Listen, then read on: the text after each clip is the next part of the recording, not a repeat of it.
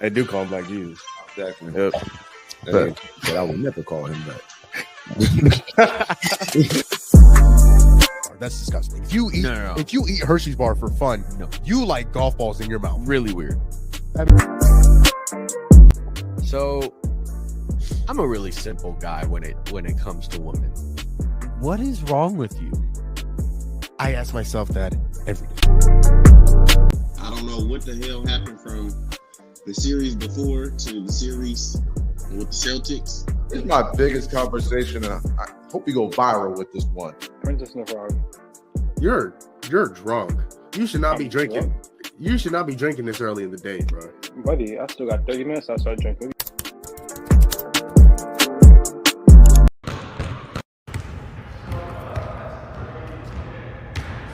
Should have started. Did you get that? Did you? Yeah, hey, I'm leaving that in the video, bro. I'm leaving that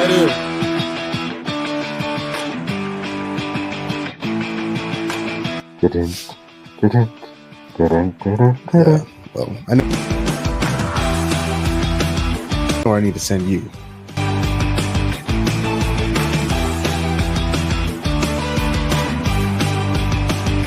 Hey, where's my camera? Hey, Pete, yep. Hey, Pete. As soon as we said that, he said, put me on game. That is.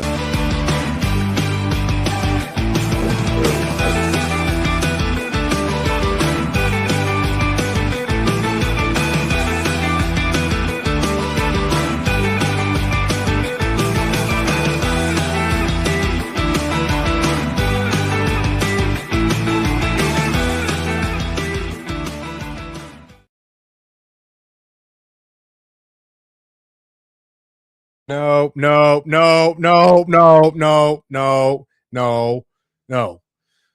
I was not muted. Good evening, morning, afternoon, Christmas, Hanukkah, Valentine's Day, New Year's. Welcome to your favorite show, your favorite podcast, the Gumball Sports Machine Show podcast. I am your host, Gumball. And this show, we laugh, we hug, we cry, we smile, and most importantly, we are positive. And I am not alone today. I'm not dolo. I'm not solo. Of course, I got my boy, my dog, David D'Lo, a.k.a. co-host D'Lo, has arrived. Look at you. I just said we're positive, D'Lo, and you have a thumbs down. Ed, let me start the show off muted. Let me do that real quick. Who did that? I don't know who did that. Let me start the show off muted. Who did that? I didn't do that. Oh no. Yeah, look at you. And then, of course, we have the OG of the show, the wise man. We have my dog, my unk, my OG, and we like to call him the generalizer. We have Triple OG Tone. See, there you go. See, there you ain't no good. See, there you go. Yep. Yeah, y'all just some hating. Yeah, y'all some haters today, huh? Huh? What did you say? Y'all some haters today. That's okay. That's I okay. hear you. What'd you say? No, that's okay. No, that's no problem. No, it's okay. That's okay. Y'all can go ahead and do y'all little hating today. It's all right. It's cool. You know, Tone's actually been hating all day, honestly, because he keeps spamming the group chat since Miami lost last night. Who lost? Miami lost last night. He was spamming the group chat asking me how I was. Who y'all play last night? Yeah, we played in Boston. You know that game. It was winner takes ban. I think that's what you said. Yeah. That's what y'all qualified it as? Yeah, I think that's what we classified it as. Hey, yo, I already know where this guy's going with that. I'm just saying. Listen, if you play for that team, that's absolutely okay. And it's okay because I think we also had a competition of whoever starts the show muted also gets to take ban. Nope. That was never an agreement. That was never discussed. That was never the case. See, there you go. Trying to put words in the show sheet. We seen it. It was in the show sheet. It was in the show sheet. I'm telling you. No. I don't think so. And underlined. Yeah. So Tone takes Bam is I think that's what we're gonna start the show off with. And quick plug here. Go follow the Wax Show. You'll get more of what we just did over there on the Wax Show. You smart you smart boy. Look at you, man. On a roll right now. Thank you. Yes. Also, the Wax Show. We got a few branches here on GSM. We got the Wax Show. We got the Wave Show with Tone, starring Tone. You know, The generalizer. A lot of dubs. A lot of dubs, man. We're only growing, brother. We're only growing. You know, take that how you want to. You know what I mean? Anyways, listen, boys, we got some stuff to talk about. Okay, we got some stuff to talk about. One of which, and I feel like we've talked about this gentleman a lot lately, but he's in the news again. Ja Morant has gone viral for his back and forth with his teammate Vince Williams in Berlin just a few days ago. And the argument, you know, if I'm not a lip reader, but from the people who do read lips a lot better than I am, you can, and even with the body language, you can see that they were not getting along. And so reading some of the lip readings that I've seen, it is, I mean, I think they were arguing over a play that they went over in practice, and Ja Morant wasn't happy with it, and Vince Williams was only kind of adding on to the fire. And then they just kept arguing, kept going back and forth. And it got to a point where, like, it just got like you could tell Ja Morant is not really messing with this team anymore, for lack of a more colorful word. He's not very much associating with this team like he once was. So to that point, Tone, is this the last we've seen Ja Morant with the Grizzlies? Have we watched Ja Morant play his last game with the Grizzlies? Will he be gone by the trade deadline? What was your assessment of what you saw in that video with Ja Morant and Vince Williams? I'd say I hope so. I don't want Ja to get in any more of a mess. I guess he's a heck of a all-star. I guess he's not playing. He's not putting up all-star numbers per se this year, but he's been an all-star before. And you kind of just don't want to see him getting any more muckier a situation than he's already been in. And then you want kind of the Grizzlies to move on. There seems to be, you know, bad air around in that arena. They carried it overseas.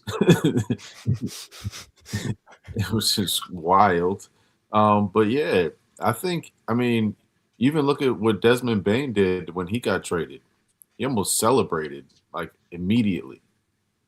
And so I'd say there's something going on over there. And I've also heard rumors that Triple J may be available. And so it's probably best that they just hit that button, you know, and move on. I don't think Ja's going to go out and have, you know, a 2-month span of all-star-like performances to where he becomes a little bit more valuable. It's best to get what you can get right now. D'Lo, after seeing this, and I'm sure you've seen this, it's been all over social media. Is it time for Ja Morant and the Grizzlies to part ways? And do you believe that Ja Morant has played his last game in a Grizzly uniform? Yeah, I mean, I feel like the writing was on the wall as soon as really Desmond Bane got traded, because I feel like if they were still feeling like they could compete in the West, that move wouldn't have happened. And I feel like ever since then, they've been on just a downhill spiral. I think it's over. As for his last game, I don't think so yet. I think they're gonna need time to find out what they actually want to trade him for, because as we mentioned in might have been the last episode, he doesn't have any value right now, and all of this stuff that's going on is only tanking his value even more. So if you're the Grizzlies, you need him to just go out there and have a few more games to, you know what you're going to get if you trade for Ja Morant. So I don't think it'll be his last game as a Grizzly unless the Grizzlies suspend him indefinitely for what happened. But yeah, I mean, I think it's it. I think he'll be gone by the deadline. No, there's a bunch of rumors out there about Ja to Miami, especially considering he just bought a house out there in late December. Yep. A lot of people missed that until reports came out a few days ago that said, hey, like Ja just bought a house in Miami. So those are starting to kick up, especially a lot here in the past couple of days. So yeah, I think he'll be gone by the deadline. This is not a good look for Ja Morant. It's a horrible look for Ja Morant, because if you are looking to build your value, this isn't exactly a way to do that. In fact, this is quite the opposite. I think a lot of his value depreciated more than it already has over the last few months or so after this video coming out. Ja Morant just doesn't seem like the greatest teammate. Like, he kind of seems as if this guy is like, it's my way or the highway. Now, I'm not going out and saying that is the truth. I've never met Ja Morant. I've never had a conversation with Ja Morant. But looking from the outside looking in, this is not a great look for Ja Morant. And in terms of it being his last game, how do you put him back on the floor after that? I mean, again, I understand that teammates aren't always going to agree. But with everything going on, with all the trade rumors circulating and the rumors that he wants out and all these things that are happening, his teammates understand that. His teammates have cellular devices. His teammates have social media. So they see all of this happening. I don't know how you put Ja Morant back on the floor with his teammates after something like that. Now, again, I'm sure not every one of his teammates doesn't like him. But, I mean, both of you guys mentioned it. It seems like the writing's on the wall. The game in their game yesterday, I believe, I saw a clip of Ja Morant on the bench. He was in street clothes, and he told Jaren Jackson, he's like, come here, come sit next to me. As in, like, we don't know how many games we have like this left. We don't know how many games we have of us being teammates again. And so I don't know what his market looks like. I mean, again, Miami could be a place for him, but Miami's going to have to give up more than what they're getting back in Ja Morant. That's the worrisome part for me. We discussed a few possible trade packages, some potential trade packages the other day. It's tough. Like that trade package for Miami would be Tyler Hero, a first-round pick for Ja Morant. I'm sorry, Ja Morant and a first-round pick for Tyler Hero. If you're Miami, and D-Lo, we talked about it the other day, if you're Miami, do you really want to do that? I understand Tyler Hero hasn't worked out exactly how you want him to, but is Ja Morant going to be an upgrade? I feel like that's a parallel move, if not a step down. And to see Ja Morant do things like this, it's disappointing just to see, especially seeing how good he's been. Like, we've seen him at his best. This is certainly not his best. And I hope that he gets an opportunity elsewhere. I just don't know who could go out and get him. And I think that's the biggest thing. It's because, I mean, who is he going to go help? Okay, because Ja Morant, I can think of a few teams. Who is he going to go and because Ja Morant can be a guy that you can build around. Ja Morant can be a centerpiece. He can be a franchise piece. He has been for the Memphis Grizzlies for as long as he's been in the league. So, I mean, the Kings maybe? Like, because the Kings are looking for a new direction. I think Ja Morant would be a different direction. I don't know if it'd be the right direction. But where could Ja Morant realistically go and have a positive impact on that basketball team?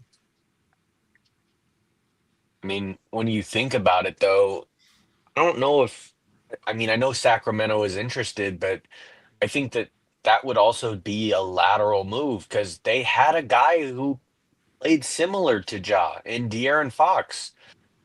That like they are so super similar, and they got rid of De'Aaron, and he's a better shooter than Ja is. Yeah. So I feel like at that point you're just gonna start over, and you'll be at the same place that you were. Like I don't know if what the deal over there in Sacramento is. I don't know what they're doing. But I mean, when you think about it, there are teams that could use that, who can use his skill set, but not in a win now mode. And the other thing is that you're paying Ja a lot of money. He's got a hefty contract. Yeah. So are you willing to pay him that money if he's going to be, not as efficient on the court because he hasn't been this year, along with all of these issues that he seems to be carrying with him? And I think that is the biggest detriment as to why the Grizzlies can't get value for Ja Morant because, I mean, we can all agree that he is better player than a lot of other guards, including the guy that they just traded in Desmond Bane, and they got what 4 first-round picks for Desmond Bane, No shot they get that many for Ja and they Morant. can't get one for Ja Morant, and No. it's because of everything else. So I think I the just injuries add don't to it. know. What'd you say, Tom? So I think the injuries add to it. Desmond Yeah. Bane doesn't really have the injury history. But I also think that this is a similar trade that we spoke of before with Trae Young, as likely the teams don't win, but the player wins. If he continues to depreciate his value, the team that he goes to doesn't have to give up much to get him, which in a way sends him to the better team. Like if Miami only has to give up Tyler Hero, Miami gets better. We might not see it today, but they get better. Like Ja's better, he's quicker, so he's gonna he's gonna create space for everyone else. Yeah, and I'm not gonna lie though, I think that helps Tyler Hero too, because Tyler Hero gets to go be a bucket. Like he gets to go be a bucket over there, which is unfortunate for Lowe, but Tyler. Because I think that'd be, you know what, that's an interesting conversation too, because if Tyler Hero does get traded to Memphis, he's the guy. I mean, maybe again, we'll talk about Jaren Jackson here in a little bit, but because he was in the news, not because of himself, but if you trade Tyler Hero, is Tyler Hero a piece that you can build around? I mean, no, he's not an A. He's not a 1A. That's the thing. He's not. And so is Ja Morant an A? Is he one on a not right now? No, definitely not right now. No. So I think he's shown that he can be. I mean, they were the 2 seed in the West just a few years ago, and they were looking promising. Yeah. So I think that he can be. I just think that everything that's going on has impacted what we all perceive Ja can do. And I think that's why it's so bizarre that his value is so low, because we have seen him but lead a really great Memphis squad. Like, we've seen it. So I don't know. The whole situation is just really bizarre. There's not a whole lot of information on what's going to happen. I agree with what Lo said earlier, though. Like, this started with the Desmond Bane trade. I think it also continued with the what's his name, Jalen Wells. Jalen Wells. Yep. Yeah, you picked up a point guard. You know, he's point guard, 2 guard, but when Ja was out, he played a lot of point guard. So I'm sure Ja was like, "Hold on, what y'all trying to do? They're trying to replace me?" And in a sense, they got to have somebody to take his spot when he's hurt. They needed that. But then when Bane moved, he's like, hold on. It's like Steph, like they're getting rid of Clay a little early. He'd be like, hold on. 5 or 6 years before it actually happened, Steph would have been like, what are we doing? Why would you get rid of this guy who we like Lo said, we just made it to the conference finals? Why would you get rid of this guy? And I think that's one sign to where it's like, a lot of the times when you look at the franchise players, they star athletes of the team, before they make big moves like that, they go to those guys. Hey, what if we decide to trade Desmond Bane?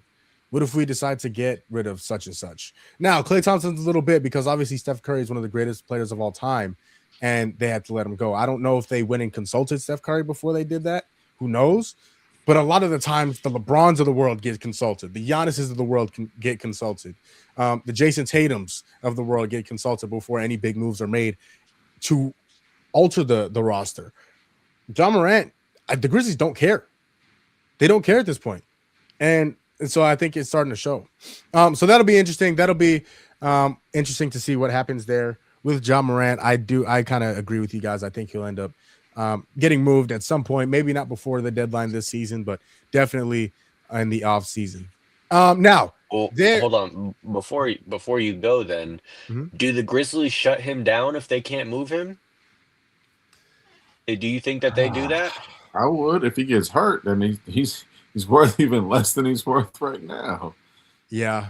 That'd probably be the smart move, honestly. You think they shut him? Yeah. I think that would be the best move in order for the Grizzlies, I think. Now, will they? I don't know.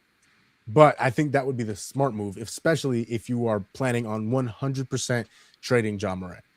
All of this is a little messy on Memphis as well. Oh, 100%. And like now that I think about it, and like call me crazy if this is a crazy comparison, but I feel like Ja Morant is kind of the Kyler Murray of the NFL. Like you draft this guy, Ja Morant was drafted number 2 overall. Kyler Murray was drafted 1. Ja Morant was fantastic in college. So was Kyler Murray. The Grizzlies had the same plan as the Arizona Cardinals. We're going to make this guy a franchise player. We believe in this guy. We want this guy to carry us to a championship. Ja Morant has had his moments. He's taken his team to the playoffs, and he just hasn't been able to get over the hump. Kyler Murray has had his moments. He's had some really good seasons. He's taken his team to the playoffs. He just hasn't been able to get over the hump. And so now they're at the same point in their career. The Cardinals are looking to get away from Kyler Murray. They gave him this season. They said, "Hey, we'll give you another shot. We still believe in you, but we got to make a decision at some point in time." It's kind of the same thing with Ja Morant. You hear these things, you see these things going on inside the locker room, inside the I was going to say clubhouse, but with the Memphis Grizzlies, with his teammates, and you see that something is just not right. Something's not adding up. And so when you look at those two guys, when you could look at their tenures with their teams, it looks like it's time to go. And I don't know if there's any coming back from this, at least in Memphis for Ja Morant. So it'll be interesting to see what happens with Ja Morant. Like I said, I think he's done. I think they're moving on. Memphis, that is. Okay, let's talk some NFL. Boys, now we're going to get to the divisional round predictions here at the end of the show. We'll close the show out with that. But real quick, so I'm calling me a D1 who I think now I don't know for sure. I think this is my little brother. This is my younger brother, and he, I love him to death. But D1, maybe baseball player back in the day, but basketball, I'll stay, NAI maybe. Deer Valley Court 1. Yes, that's more accurate. I'm a LA Fitness EOS local gym hooper. That's what I am. Okay, boys, let's talk some NFL. There are a lot of job openings. in the NFL. Obviously, Black Monday hit hard this year. I'm going to read off these job openings that are available.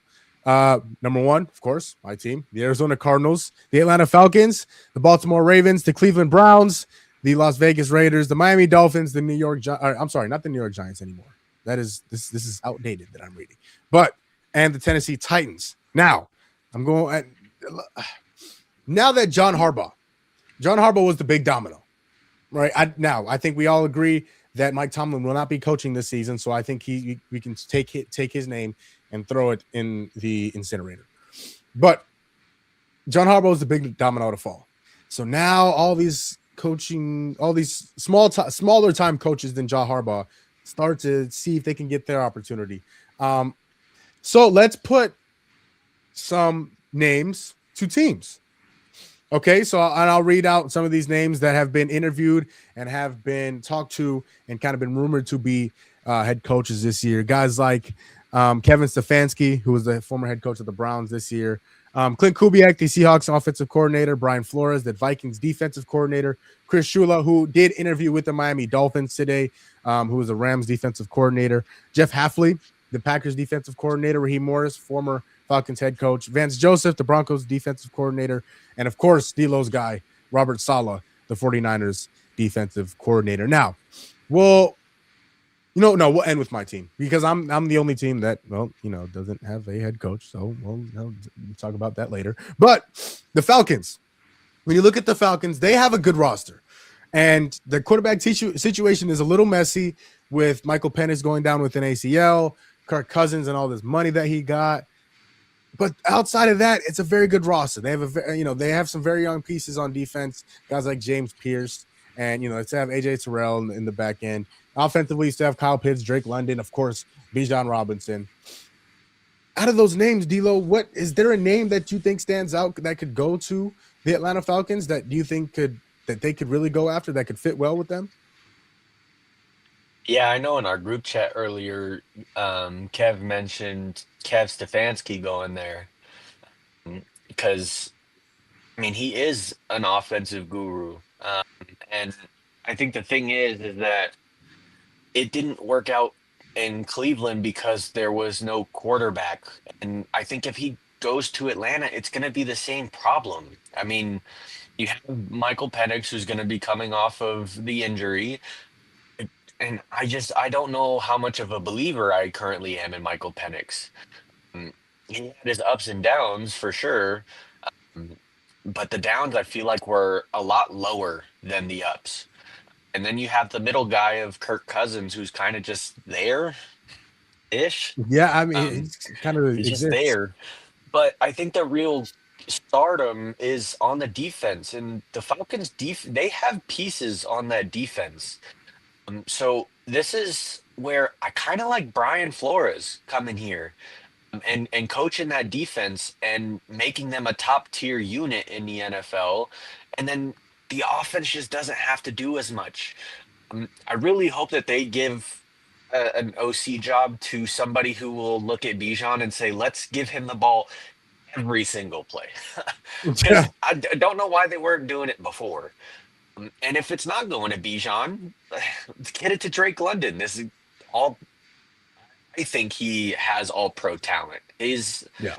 He has hands like a very few in the NFL when it comes to catching the football.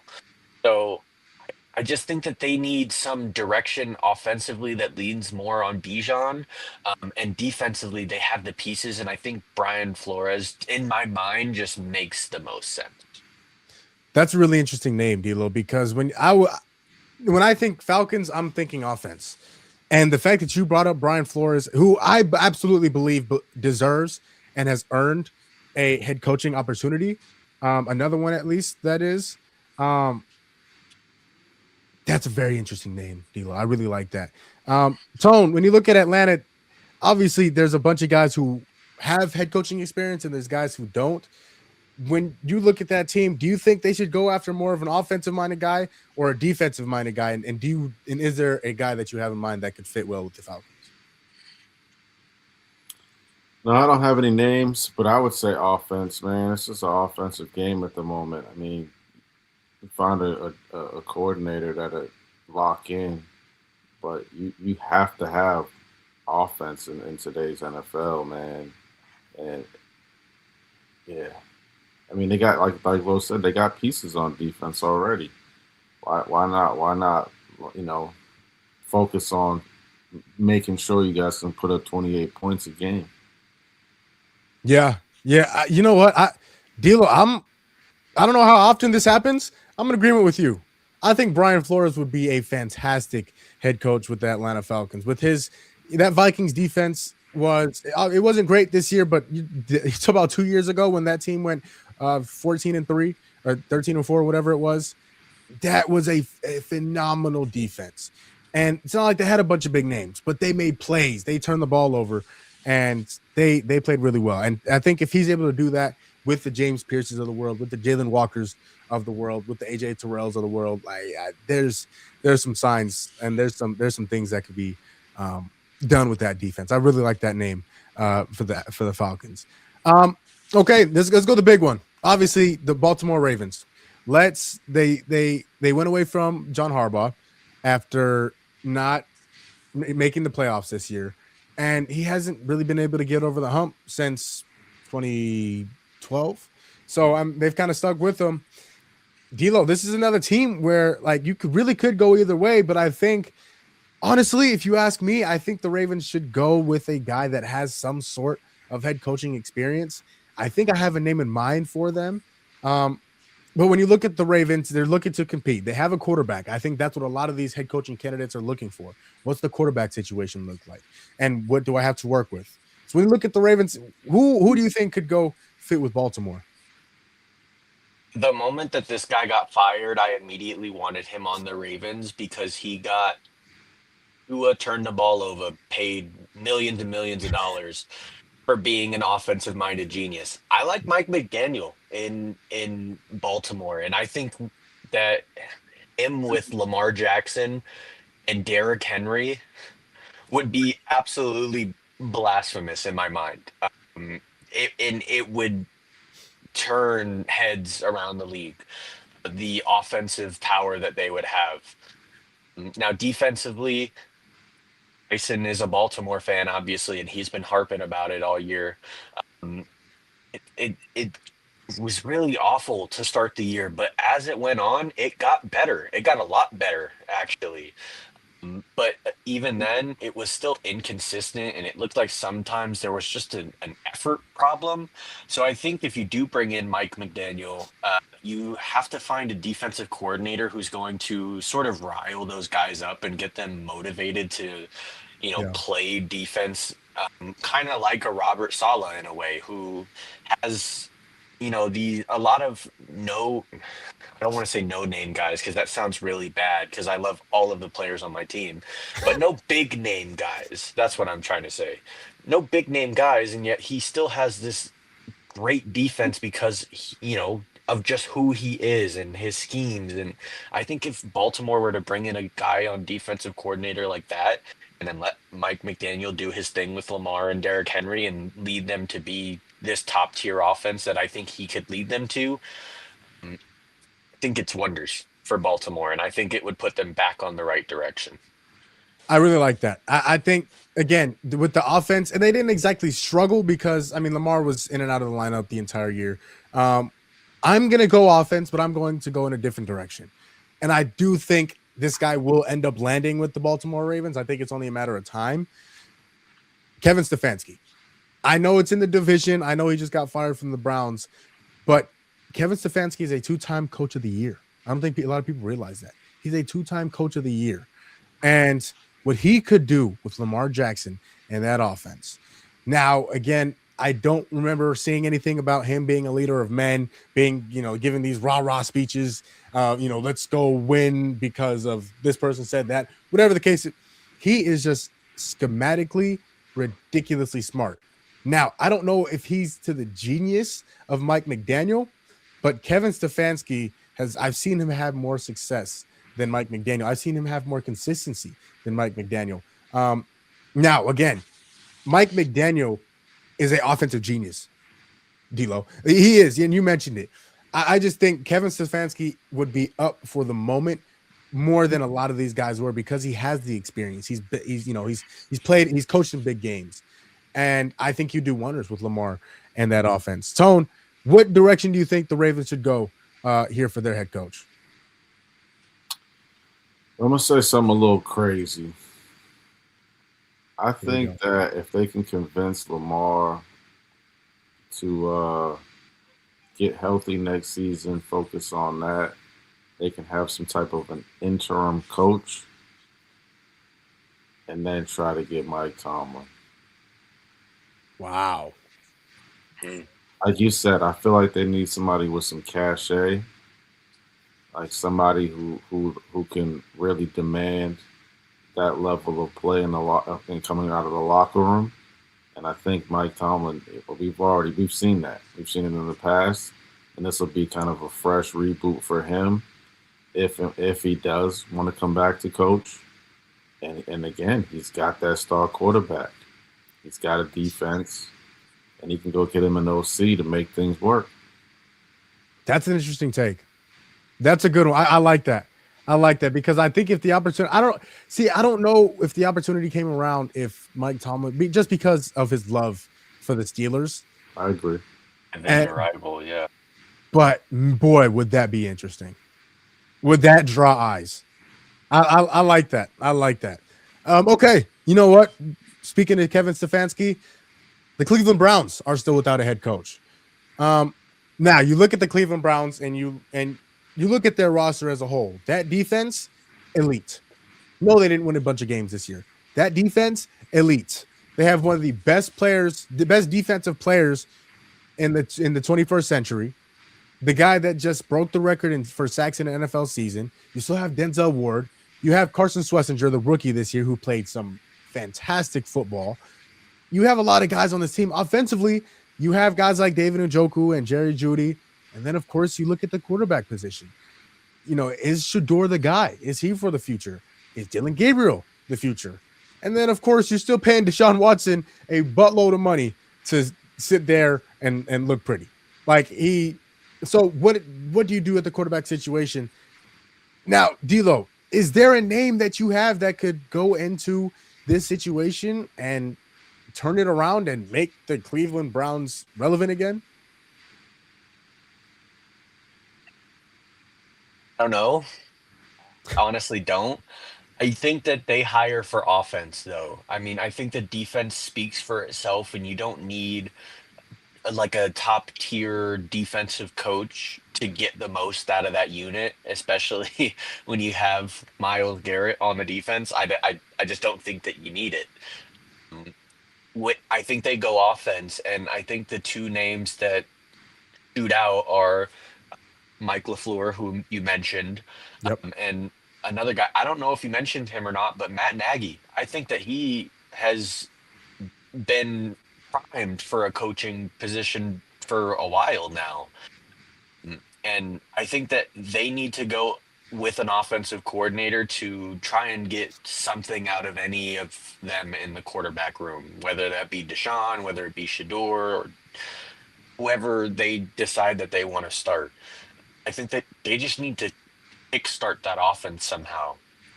And they had some promising talent on the offense, but there was just nothing to put it together. And so I think that I think those are probably my top two candidates who would make an impact. So I'm going to say probably Matt Nagy. I think I like Matt Nagy just a little bit more in Cleveland. See, that's interesting because I've heard the name Matt Nagy thrown around a few times. He's the offensive coordinator for the Chiefs. I believe he was the coordinator for the Chiefs when they went to the Super Bowl last year. He's done a good job. Now, a lot. He's been frowned upon for the job he did when he was the head coach in Chicago. They did have a little bit of success when he was the head coach down there. But a lot of the decisions he made were very much frowned upon. A lot of people didn't agree with them. D'Lo, I do agree with you in terms of offense. I do think the Browns need to go offense. I'm just going to go in a little bit of a different direction. I think they need some new blood. They need to go out and get one of these coordinators that could absolutely just be wonders for them. Which brings me to Clint Kubiak. I think Clint Kubiak could go into Cleveland and work with Shador or Dylan Gabriel or Deshaun Watson or whoever the quarterback may be and go in there and get the best out of them. I mean, you look at a guy like Sam Darnold, who had a lot of success last year in Minnesota, but what Clint Kubiak has done with Sam Darnold this year has been even better than what he looked like in Minnesota. And for a guy like Sam Darnold to go in there after the career he's had so far, the bust label has been thrown on Sam Darnold a bunch. And for Sam Darnold to go in there, and Clint Kubiak, obviously the son of Gary Kubiak, another great NFL head coach, a great NFL coach. I think Clint Kubiak just needs an opportunity. And I think that offense I don't know if it could be elite. I think he would have to find his guy and make sure he has his guy before any promise has been shown for the Browns and their offense. But Clint Kubiak, I think, is a very interesting name for the Cleveland Browns and a guy who I do think is going to get an opportunity this year as a head coach. Where, I don't know. Like I said, I think Cleveland will be a good fit for him, but it'll be interesting to see. Tone, with this mess that is the Cleveland Browns and the 17 quarterbacks that they have, but an elite defense, which way do you think they should go? Where do you think they need to focus their search on? Kind of agree with both of you, but leaning more towards your assessment. I really don't have. I have no names. I'm lost. I don't think they're going to improve that much unless they find an offensive coordinator who, yeah, like you said, does wonders. They had an offensive guy, and they still struggled. I don't know. I think that maybe it's the pieces, but sometimes you find that leader of men who can redirect things, but I don't know. I really when I watched a couple of their games, I'm like, man, they got some pieces out here. They would make plays, but it just seemed like they couldn't finish the games. So Yeah, it'll be interesting to see where Cleveland goes. Again, I think that's a mess of a franchise, and so whoever wants to take upon that responsibility, we'll see how they handle it. Just a few more teams. Las Vegas Raiders. You see the year that they had. They went out and got Pete Carroll and won 2 games. One of which being to the Patriots. I just thought I'd throw that out there. But because Tom Brady knows everything about us. Tom Brady, he had the wire, Mike. Yeah. See, there you go. See that? But they fired Pete Carroll. They have the number 1 overall pick in the draft. A lot of people believe it's going to be Fernando Mendoza. I also believe it's going to be Fernando Mendoza. Now, when you look at this team, there are some avenues. You have a young guy in Ashton Genty. You have some pieces defensively, but this is a rebuild. This is absolutely a rebuild. This is not going to turn around in 1 year, maybe not even 2 years, especially with the division that they play in. D'Lo, in the direction that this team, the Raiders, is going, where could you see them going again, especially the team that has the number 1 overall pick that is looking for a quarterback, and again will most likely be Fernando Mendoza, who is playing on Monday in the national championship. Is there a direction you believe that the Raiders could go in? No. I can't see really anybody going to the Raiders of their own free will. I mean, we talk about the Cleveland Browns being a dumpster fire, but like, what's below dumpster fire? And that's the Raiders. Yep. I don't see anybody. Like my only name is Kevin Stefanski, and I feel like he would only go there because he would get his pick of the quarterback, and he could sort of build around it because we know what he is. Just I can't see any of the defensive guys going to the Raiders. I can't see it. It's definitely going to be someone with an offensive mind. Who that is, I honestly don't know. I don't have any answers at all of where this coaching job is going to be filled. I have a name for any other team except the Raiders. They're in no man's land. I don't know. Honestly, I don't know if this guy has been linked there, but I think the Raiders need some guy with just energy that's looking to turn around this franchise. He's coming in. He said, "Let's go. I don't care what we're doing.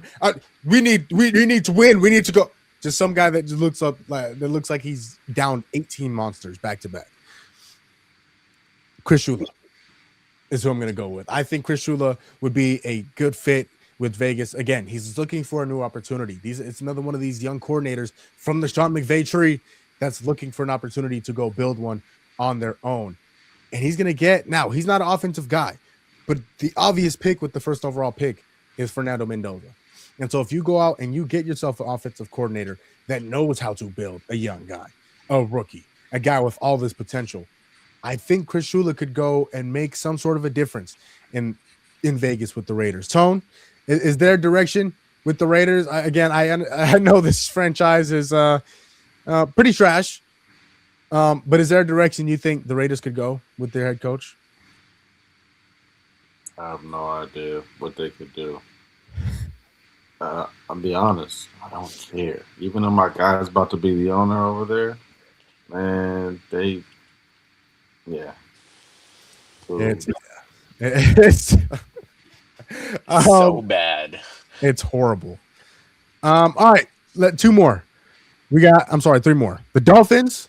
Let's knock them. Let's knock 2 of them out. The Dolphins and the Titans.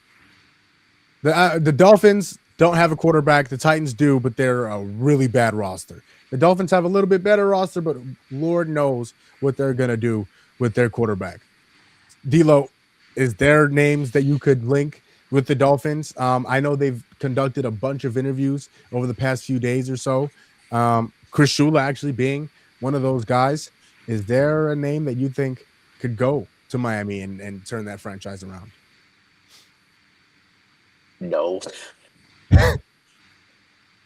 I think I've said this for a while. If you have Tua as your quarterback, I just don't think that you can win games. So until they move off of Tua, I don't see them winning or turning anything around. With that said, there is a guy that I would like to go out there, and that's Vance Joseph, the Broncos defensive coordinator.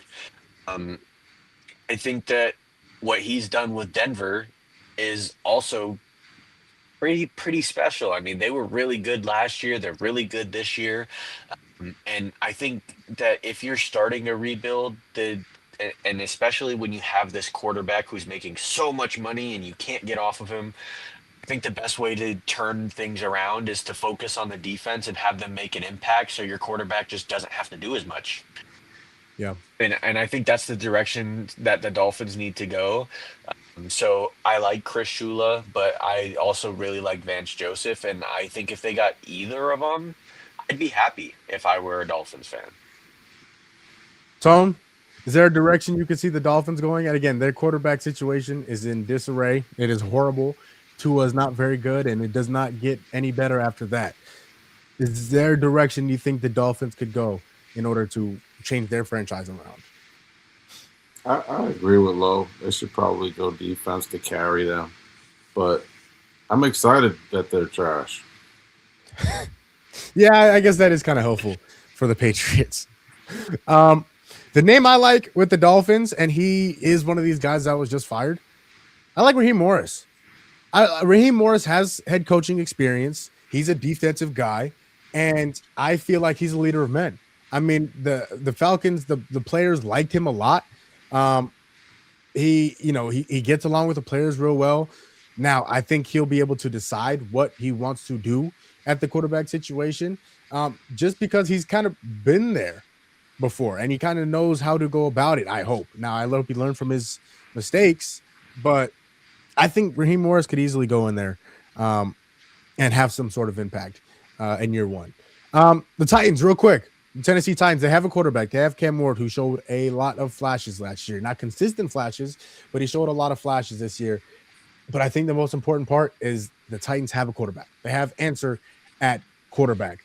And what a lot of these coaching candidates are looking for is an answer at quarterback. D-Lo, is there an offensive guy, maybe a defensive guy that you want to bring in for the Tennessee and things that he could get the best out of Cam Ward? Yeah, this is where I like Clint Kubiak if he decides to leave Seattle. There's not really a whole lot anywhere on the Titans outside of Cam Ward. And even then, a lot of people just aren't convinced that he's the guy yet. Yeah. But I think that if they bring in an offensive-minded guy who can try and get the best out of Cam Ward and show us, who he really is as a player, I think Clint Kubiak can be that guy. And they're just going to have to pick up some pieces in the draft to surround Cam Ward, particularly in the receiving room.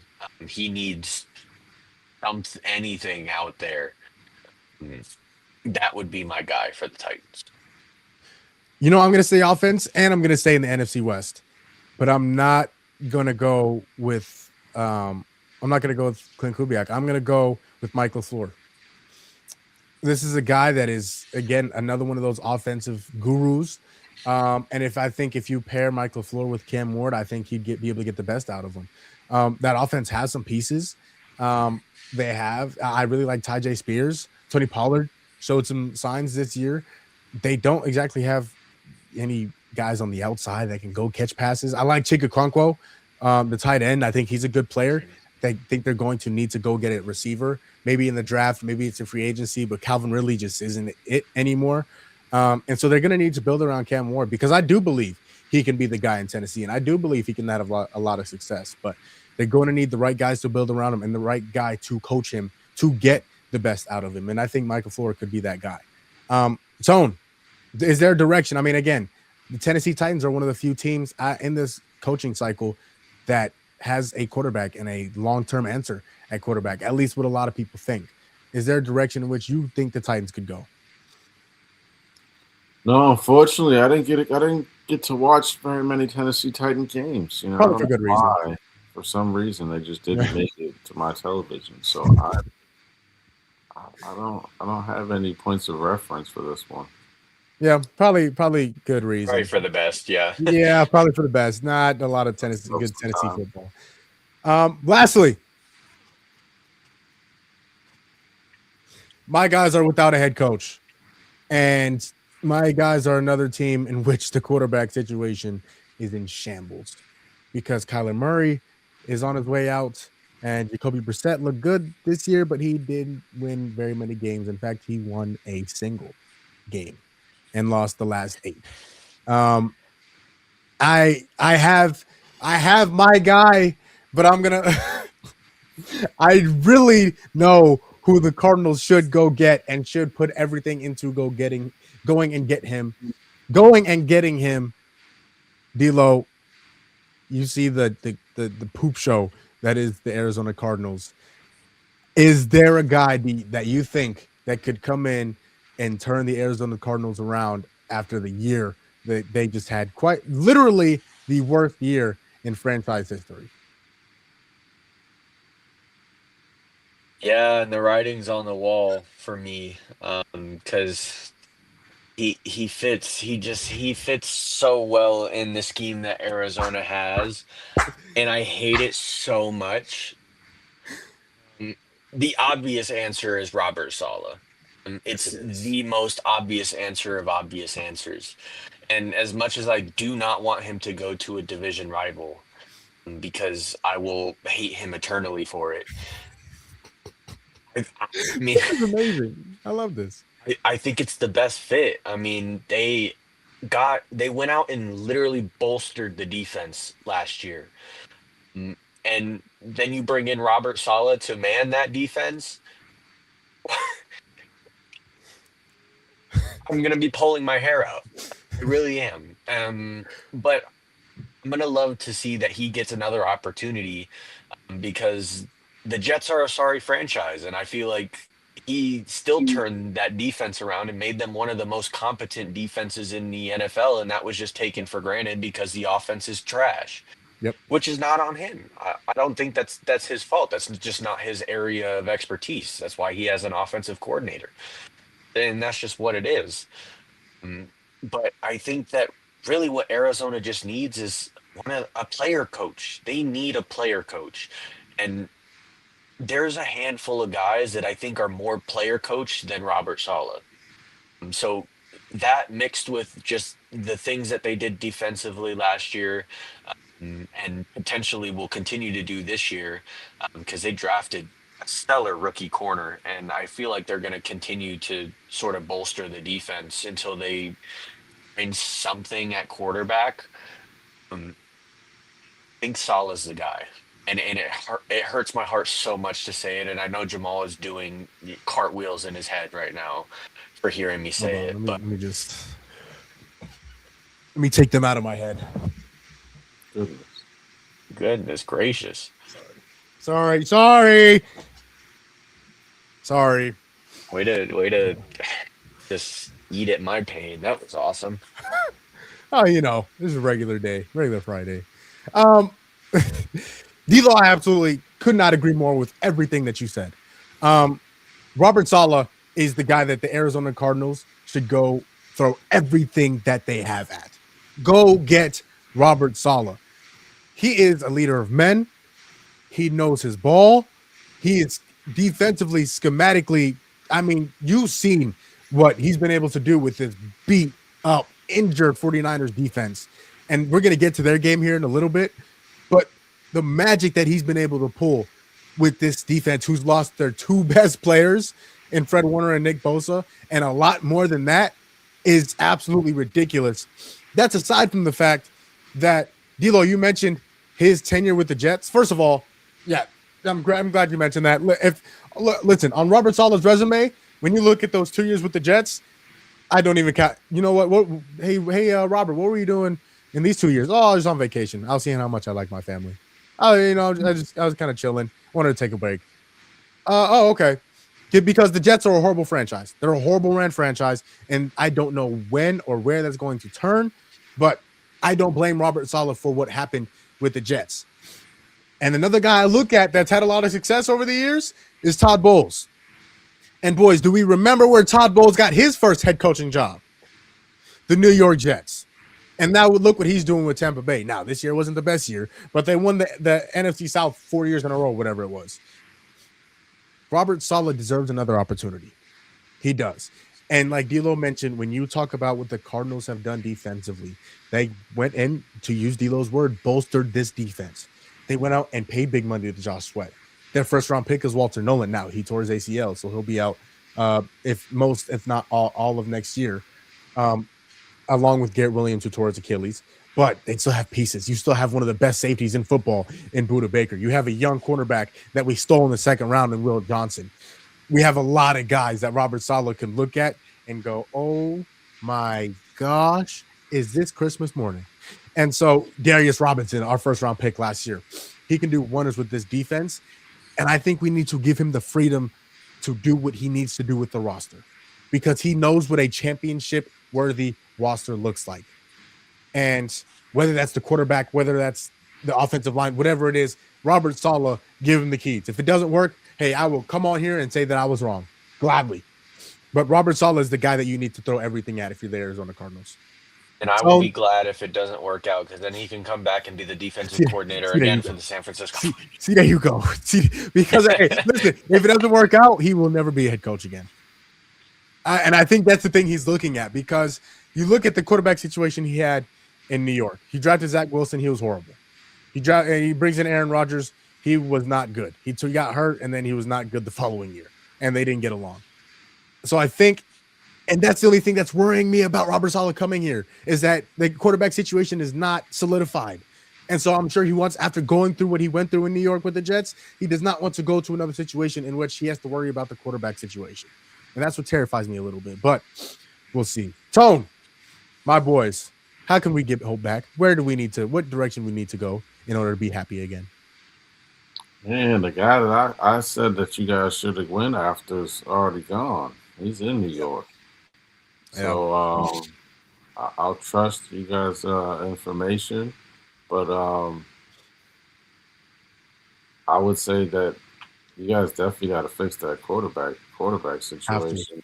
And correct me if I'm wrong. You guys need a better O-line. Tone, I've never been more disappointed in anything ever in my life than the offensive line for the Arizona Cardinals in 2025. The offensive line was horrible. You get a defensive coach to make you guys menacing. You hand the keys over to Jacoby and get an O-line. Who knows what you guys could accomplish? Yeah, Jacoby Brissett was really good over the past few weeks, or past second half of the season. He just didn't win very many games. D'Lo Papadano has arrived in the chat. He's talking about Tone's boy. Tom Brady is the GOAT, but I think it was Robert Kraft, because he kept a good team around Brady all those years, where Brady had been the GOAT on other NFL teams. You know what? That's a really good. That's a conversation we're gonna have. Do it right now. You want to do it right now? Let's do it. Okay. You know what? Woody? Would Tom Brady? We'll kick it off. Go ahead. Because listen, Tom Brady had a lot of things go right for him. Now, was he a phenomenal player? Of course he was. He is the greatest player of all time. A lot of that has to do with the position that he was put in. He got put with Bill Belichick, who, again, was a defensive guru, defensive genius. And a lot of those defenses were fantastic that he played with. He also got put in a lot of situations in which he got weapons around him. And he did, Tone. Yes. Now, he did. Would those weapons have been as good as they were? I'm like, those weapons came and went to other locations where they weren't quite weapons. True. That is very true. But some of them came over as weapons. Randy Moss. And he had Wes one of the greatest Julian Edelman, greatest seasons Rob of his Gronkowski. career. But I will say, the guys that were drafted to New England, I don't think. Okay, Rob Gronkowski, I think, could have went anywhere and been good. Rob Gronkowski, Julian Edelman, the same thing. Not as much as Gronk, but I think Julian Edelman could have went somewhere else and have been successful. Danny Amendola, not as much. Let's be honest, not as much. Not as much. I don't know. I like if Tom Brady had been drafted to, you know what? Let's use the Arizona Cardinals, for example. If Tom Brady was drafted to the Arizona Cardinals, I don't think he's the GOAT. I don't think he wins And he six has rings. Larry Fitzgerald. Would have been nasty. Disrespectful. That would have been fun to watch. That would have been fun to watch. But I don't know. I look at the quarterbacks that were in the same, I guess, room and conversation before he became the GOAT. The Aaron Rodgers, the Peyton Mannings. If you give him the weapons that those guys had, Tom Brady's still, in my eyes, he's a better performer, especially in the playoffs. It's like he turns it up a notch. Peyton Manning used to be a shell of himself in the playoffs. Aaron Rodgers, I think, is arguably the greatest quarterback of that generation, like performance-wise, the ability to throw the football, kind of like what Patty is able to do now. It's just that he gets in the way of his own success many times, to where he messes up within the locker room or an interview, or literally right before the playoffs, he says something that turns up the rivals a little bit, to where Tom Brady was a mind. He wasn't the phenomenal athlete that some of those other guys were, but he had the mind and the wherewithal to even take less money to make sure he had the best offensive line in the conference. And so those are the small details that enabled him to become the GOAT. It was almost more than just the way he performed on the football field. I'll say this because I don't know if Brady would be the GOAT if it were not for the things that he had around him, in particular Bill Belichick and Robert Kraft. I mean, when you look over the years of Brady's tenure on the Patriots, they had so many phenomenal defenses, top one, top two, top three, top five defenses year in and year out. And I think that played a lot towards his success, because then he could just be on the field more and be Tom Brady. I'm not going to say that on any other teams he wouldn't be Tom Brady, because I still think he would. But I think that Robert Kraft's ability to find players and put them on the defense and make them a competent unit just based off of what he's seeing in talent, I think is second to none, really. I mean, even now, they're a really good defensive unit, and he goes out and finds pieces. Just don't know if Brady would be in the position where he's at, because a lot of us consider him the GOAT, myself included, because he was able to win so much. And I don't think that if he had that to build the defense, I don't know if they win as much as they do. Do they make the playoffs year in and year out? Yeah, I believe so. But do they win as many Super Bowls without it? I don't know. And it's going to be, that's a good what if question, because at the end of the day, we'll never know. We will never know this question. He won on another team as well. He did. And He did. But that they also had a phenomenal defense. Like that was a great defense. They had a great defense with a lot of young pieces. And so I think the thing is that he could make do with, again, this word is probably wrong, but lesser weapons, because Julian Edelman wasn't the best receiver in the league. Danny Amendola wasn't the best in the league. Randy Moss was, but we're gonna skip past that for a second. And even in Tampa, Mike Evans and Chris Godwin aren't considered the cream of the crop in terms of receiving, and yet he still made all of those guys really good. So I think that Tom Brady has this level of greatness to where he can enhance the offense, but I think without the defense building that Robert Kraft gives you, I don't think he wins as much as we think he would. But isn't that like the key? Like when I look at Roethlisberger, when I look at these other quarterbacks who have gotten it done, they've often had stellar defense to get them where they needed to be, and then they got to get them over the hump. Before And Manning when he went to the Broncos. True. You wanna hear something that's gonna piss a lot of people off? Tom Brady, if he didn't go to the Patriots, is a better version of Phillip Rivers. And Phillip Rivers, I think he could have won championships if he had a better defense. Exactly So my point. If Phillip Rivers is a problem, like He was a problem. He absolutely was a problem. The thing is, Phillip Rivers was in the playoffs year in, year out, and he got his team to the playoffs. He didn't have enough to carry his team over that mountain. I feel like this all goes back to my first statement. And sometimes the things that make you the GOAT aren't the way you perform on the field.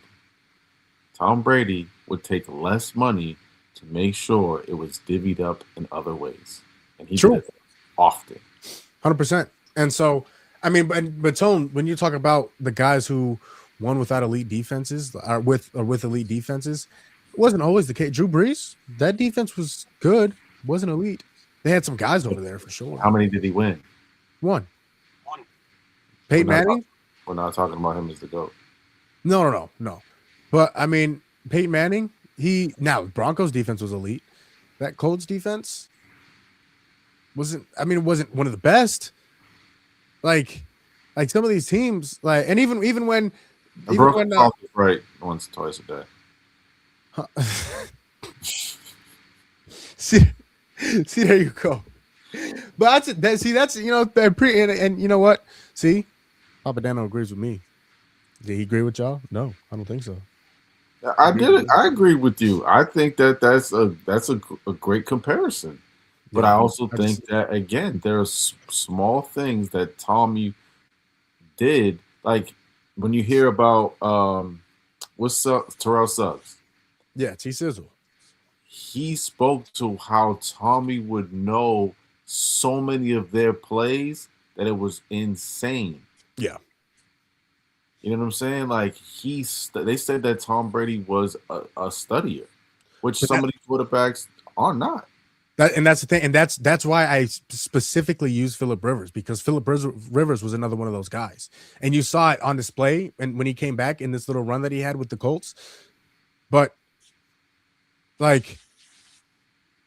above, shoulders and above, there's very few better than Phillip Rivers and Tom Brady. I'll throw Drew Brees in there. I'll throw Peyton Manning in there. As much as I love Patrick Mahomes, a lot of the things that he does that is spectacular is the physical part of the football game. Now, does he study and watch film? Of course he does. He wouldn't be able to win championships without. But when you talk about just the pure genius of studying defenses and being able to counter those defenses, there are very few better than Brady, Manning, Rivers, and AR. I might put AR on his prime in there. AR, yeah. AR is a good one. It's a good one. Aaron Rodgers is the most talented quarterback to touch a field. Yeah, that's hard to argue, man. I might go Mahomes. When it comes to purely throwing the football, I don't think that there is any better than Aaron Rodgers in terms of talent. I have to, in his prime, key that part in there in his prime. I've seen Patrick Mahomes throw a football 25 yards when his body is parallel to the ground. Now, again, I'm not mad that you're saying Aaron Rodgers, because some of the throws that I've seen Aaron Rodgers make is absolutely ridiculous. But I've seen Patrick Mahomes do some irregular, because, again, that I don't want to keep going to that specific example, but I've seen Patrick Mahomes' body was like this to the ground and threw the ball 25 yards and should have been a touchdown if Travis Kelce didn't have bricks for hands. So, but you know, I don't mind admitting that alone. Yep. I also don't mind admitting when I thought Papa Dano was agreeing with me, and he agreed with what Lo said. So, I'm just gonna take that and throw it in the negative category. All right, before we predict these divisional round games, let's spend a few minutes on some NBA news that has been circulating the news feeds over the past few days. Rich Paul has a new podcast. Rich Paul, of course, being the agent and the business genius that he is, but of course, most famously known for being the CEO of Clutch Sports and Don't leave on my guy, man. Max Kellerman's on that show, man. No, he is. He is. I promise I was good. That's my dog. I rock with Max Kellerman. But Rich Paul, again, being the agent of LeBron James, the CEO of Clutch Sports, and he is on the podcast with Rich Paul. Now, the problem is, and sorry, that podcast is called Game Over with Max Kellerman, and Rich Paul. There have been some things circulating about some of the things Rich Paul has said, and it is not the first time this season. Most recently, Rich Paul came out and said the Los Angeles Lakers should trade Austin Reeves for Jaren Jackson Jr. LeBron came out and said, what Rich Paul says has nothing to do with me, as he should. Austin Reeves has kind of dismissed the comments from Rich Paul, as he should.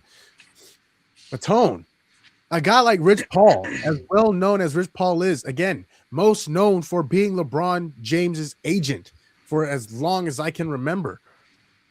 Is this weird activity? Is this like when you look at, does AR not look at LeBron and be like, yo, get your man's? Like, why is he saying things like that? Like, it's how should Austin Reeves feel about what Rich Paul, again, the guy who represents LeBron James, and what he's saying about Austin Reeves on the podcast? I think there's a couple of pages to examine within this story.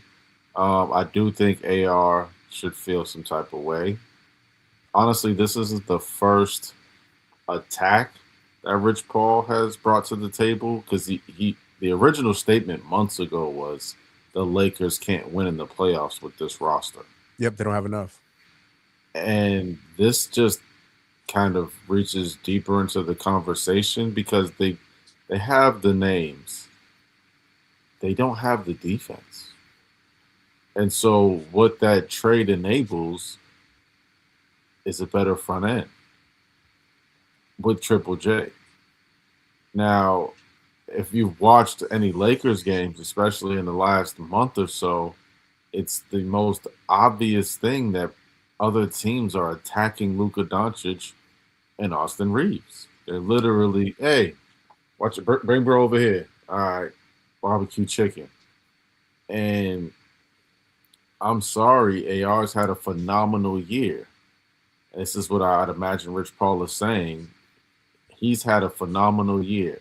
Lakers, whether it's with LeBron James right now or when LeBron retires, you're going to have to make this team better defensively, especially around Luka Doncic, if you want to win a championship and be competitive in the playoffs.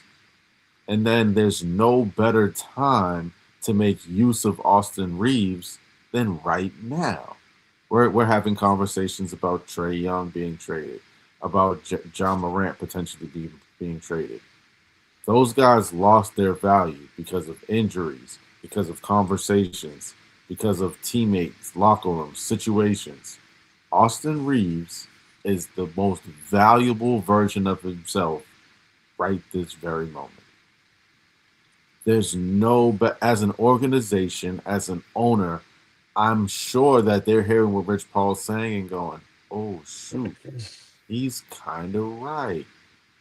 And it's unfortunate that Austin Reeves has to hear it, but the other part of it is it's got to be motivational for him. And again, it's unfortunate to hear it from a teammate, especially a teammate with the cachet that LeBron James has. But again, that should motivate you to go, man, they're talking about me and Luka. Well, Luka ain't going to change much. He's a star-studded performer. He's an all-star. He's made it to the chip. He's done things by himself. I'm the one that they're going to look at and say either he changes or we make a change.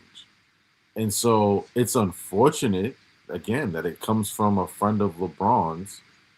But in the business, those are the things that you, in some way, shape, or form, make you the man that you can become. Yeah. It's I don't know. I don't know how I'd feel if I was Austin Reeves. But real quick, my cousin is in the chat, bro. And my cousin, Cuzzo in the chat. Keep that. What's happening, family? You know what I'm saying? My dog back in Texas. Shut up, cuz. Oh yeah. My dog back in Texas, serving our country. He's in the army, so Salute. yes, sir. Anywho, D'Lo, when you look at, obviously we've all three of us have been a part of a team. All three of us have been a part of a group, whatever it may be. If one of your teammates is that father or brother or family member, friend, whatever it is, looks at you and be like, you know what, we should trade D'Lo for such and such. Would you not look at that? Would you not look at your teammate and be like, yo, is this what you think too? Is this how you feeling? I would say initially, yeah. But again, I think the fact that LeBron came out and said, like, I don't endorse anything that he says, that's not a reflection of who I am and what I'm thinking. I think that itself should just speak the volumes. Because, again, it's not like LeBron is like puppeteering Rich Paul and saying, yo, say this on your podcast. You know what I mean? Like, Yeah. he's not doing that. Rich Paul is his own man and he has his own thoughts and he can speak freely. I mean, it's the country we live in. You have the right to speak your mind. So I don't think that, again, but this is all under the condition that LeBron comes out and says, yeah, let's not do that. I don't support anything that he's saying, which he did. So I think if you're AR, you don't take any offense to this because, they're teammates. I think Austin Reeves and LeBron are probably closer than, some random guy out there, right? Just saying. Yeah. So I wouldn't take any offense to this if I was Austin Reeves. You sit down and you have a conversation, and I'm sure LeBron has probably even said this to AR personally, where he says, I don't endorse anything that he's saying on his podcast. But again, the thing is that he just has the right to say this, and there's really nothing that anybody can do about it because it's free world, man. If Rich Paul thinks that the Lakers are going to be better without Austin Reeves, he thinks that the Lakers will be better without Austin Reeves. Do I agree with it? Yeah, kind of. I kind of do. I'm not a fan of Austin Reeves. Still, I haven't been since year in the playoffs where I said that he would be a detriment, and then the playoffs came and he was a detriment. He was a detriment. Yeah. I don't think that his take is wrong in per se. I really don't. But again, in terms of the situation, if LeBron were to come out and not deny this in any way, and he was asked about it, and he, next question, no comment, then I would look at him and be like, yo, like, what's going on? We're teammates, you know what I mean? Yeah. But again, it's the fact that he denied being involved in any of that I think it'll be okay for the Lakers. Rich Paul, I'm not sure if he is just looking for attention. I don't know if he is just looking for more eyes to be on him. I don't know what it is. But again, we've talked about it. This is not the first time Rich Paul has said something that has drawn attention from Lakers fans and really the NBA world as a whole. And to say something like this again about your guy and his team and his teammates, it's a little odd. Excuse me. Bless you. Thank you. It's a little odd. I don't want to say he's sabotaging the Lakers by putting that word in there because he knows what he's doing. He understands the things he says can carry. Like, that's Rich Paul. The things he says have meaning. And so he understands what he's doing. I just don't understand why he's doing it. he's said good things about Austin Reeves before. We've seen him have conversations with Austin Reeves before. And Austin Reeves has been very good this year. And so for Rich Paul to go out and say that it's just a little weird to me. Again, especially realizing the platform that he has and he will continue to have with his new podcast with Max Kellerman. It's just, again, I don't want to say he's sabotaging the Lakers, but it's not helping the Lakers. It's not like he can, just throw it out there. And Rob Pelinka, you know what, Rich Paul, that's a good idea. We call the Grizzlies. Hey, what Austin Reeves for Jaren Jackson? What you guys thinking? It's not like he has that much of an impact, but he knows he knows the impact that he does have and upon fans. And so if he can draw the fans' attention to give that attention to the Lakers, maybe he can try and do something. But I mean, again, in terms of the actual statement, I'm with you, D-Lo. I think I don't think he's wrong. I kind of agree with it actually. Because the Lakers can't play any defense. All you have to do to beat the Lakers is play harder than them. If you play harder than them, you will win. The Hornets did the other night. LaMelo hit 8 threes in the second half. And what I tell you guys about DeAndre Ayton? First 20, 25 games, he's going to be good. Oh, he'll show you, man, we should have went and got this guy a lot earlier. He's amazing. What are the Lakers fans saying now? Get rid of this guy. What is he doing? It's eat, sleep, repeat. Oh my God, DeAndre Ayton is so awesome. He's the number 1 overall pick. Now we're understanding why he was the number 1 overall pick. Get this guy off my team. What is he doing? Why won't he go for a rebound? Why won't he go for a block? And again, Jaren Jackson is not like he's having the greatest year. But I will say, I don't want the Suns to make any moves. But if the Suns were to make a move for anybody, Jaren Jackson would be that guy. Because he's that guy that will play hard every single night and will give you everything he has every single night, as long as he's healthy, as he's been pretty healthy this season and last season even. But for Rich Paul to say that, I just think is a little odd, is a little different. That's all I'm saying. So Freeway trade, Mark Williams. Nope. Nope. You can stop there. Mark Williams isn't going anywhere. He's going to get a nice big old check this offseason. So who starts if y'all got Mark Williams and Triple J? We need a 4. We need a 4 in the worst way. Triple J's playing a 4. Yeah. So what position Ryan Dunn playing? 6-man. Oh. Ryan Dunn ain't really even starting. But listen, I'll give up. Okay, I'll give up Bryce O'Neal. I'll give you whatever first round pick we have in 2032, whatever it is, and you can have, I don't know, something else. Jaren Jackson is a great player, and again, he fills a need that we need. Shout out Colin Gillespie. Colin Gillespie's a dog, ain't he? Great guy. Yeah, he had a great game the other day when he went 0 for 6. See, there you go. And then he bounced back, and then he bounced back against Detroit and went 4 for 6 from 3 and had 18 points. And Grayson Allen shot 23. Won that game? See, there you go. I was genuinely asking. I didn't know. No, we lost. We played the Pistons again, the number 1 seed in the East, and probably should have beat them, but we couldn't score at the end of the game because we didn't have. Y'all lost. He lost, and the Rockets lost. Oh, the Rockets lost too. So the Celtics the only team in the chat that won yesterday. Oh man! All right, shout out to Celtics. Anyways, Anywho,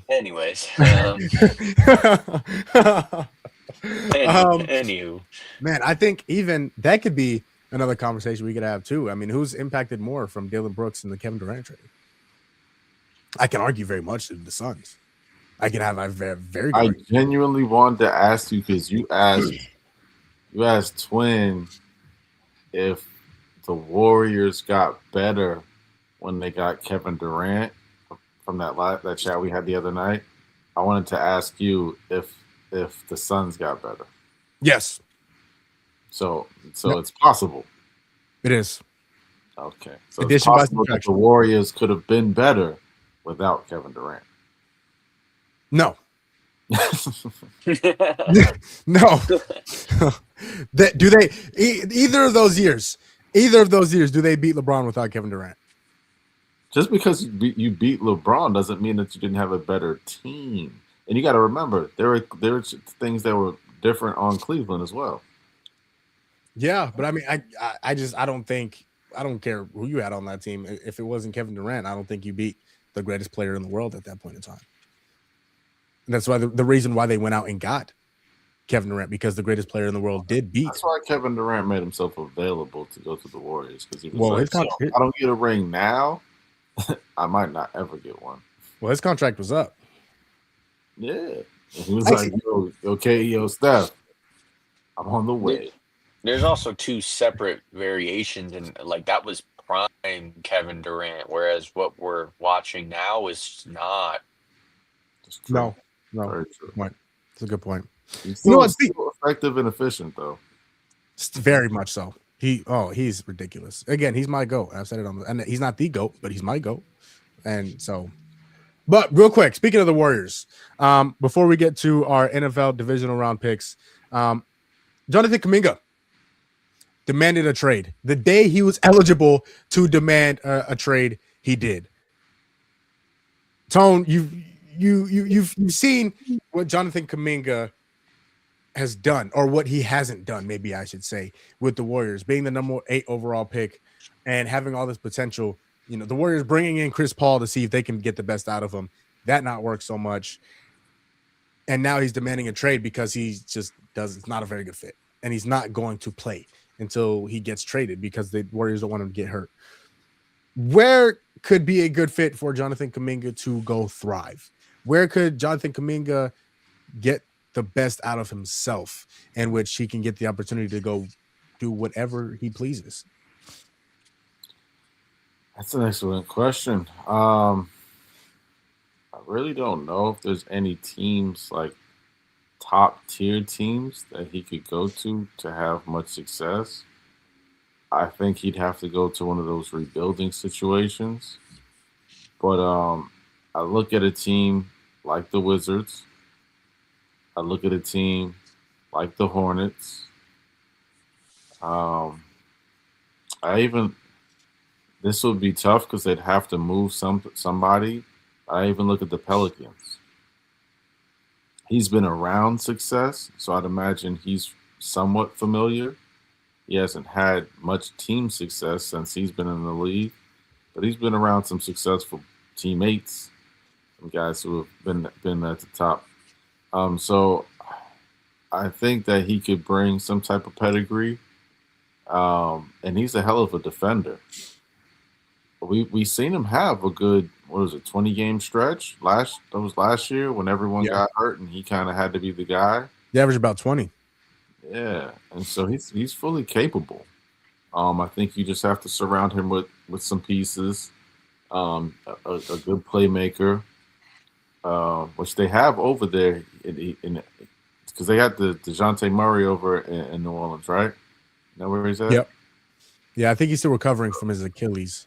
Yeah, so you get everyone healthy, and I think that's why we haven't heard much about Zion. We've heard whispers, but I think that's the reason why we haven't heard much is they want their playmaker to get healthy and then to see if they can change things. So I think we'll likely see the end of this year and start of next year with Zion at least. And so if they make a move, I think that's actually a great place for him to go. They've got a lot of pieces over there in New Orleans. They've got a lot of pieces. I like the kid Queen. You know, you got Zion. You put him there. They'd have to get rid of one of the I can't remember his name, who they've got playing the 3 right now. Oh, Trey Murphy. Trey Murphy. Yeah. Who is it? He's a baller. Yeah. You know? But if you swap those guys out, Trey Murphy may be more valuable for the Warriors right now, and Kuminga may be more valuable for the Pels. But I do think that he's going to have to go to a younger team and more of a rebuild situation or a building situation than going to a place like, the Lakers or the Suns. Like, I just don't think there's enough space right now for him to be the best player he can be. D'Lo, do you see a situation in which the Warriors could trade Jonathan Kuminga to and he can thrive? Yeah, and I think it all centers around the rumors that are circulating currently. and the Warriors wanting to go out and get MPJ. I think if you send him to Brooklyn, there's nobody over there. I No. mean, there's nobody over Mm-mm. there. So I think that would give Kaminga the opportunity that he's looking for to be the guy, and see if he can flourish. I mean, if you can't flourish in Brooklyn, then I just don't know if you're capable of flourishing. It, that's just how it is. Um, I'm a big fan of Jonathan Kaminga, though, and I wanted the Heat to sign him in free agency last year. So I wouldn't mind if we sent Andrew Wiggins back to Golden State for Kaminga. I'm just saying. That would make the Warriors better too. I'm just saying No. because the Warriors are looking for win now pieces. That's why they're looking at MPJ. They could again. They won with Andrew Wiggins. They could go out and get him again and make that work again. I think that really, if you're the Warriors, you're trying to send him to a place where you can get a win now piece in return because Steph and Jimmy just do not have that long. And with how it's looking right now, they're going to be in the play-in and they're going to have to face one of these juggernauts in the first round. Oklahoma City or San Antonio or any of the teams up top in the West. And they're going to need win now experience guys if they want any chance of competing with those teams. And so I feel like I don't know if Kaminga will have his pick. He's just going to have to go to a situation and try and make it work. But I think at this point, Kaminga is, as long as it's not Golden State, I'm happy. So I don't think it'll matter where they send him. I think it's just what can the Warriors get for him that make them a better team. You know, coming up with this conversation, there's one team that really stuck out to me, in which could benefit both teams, in which the Warriors get a win now guy, and Jonathan Kaminga gets a new start. Jonathan Kaminga, would you guys classify as a young, as scrappy guy?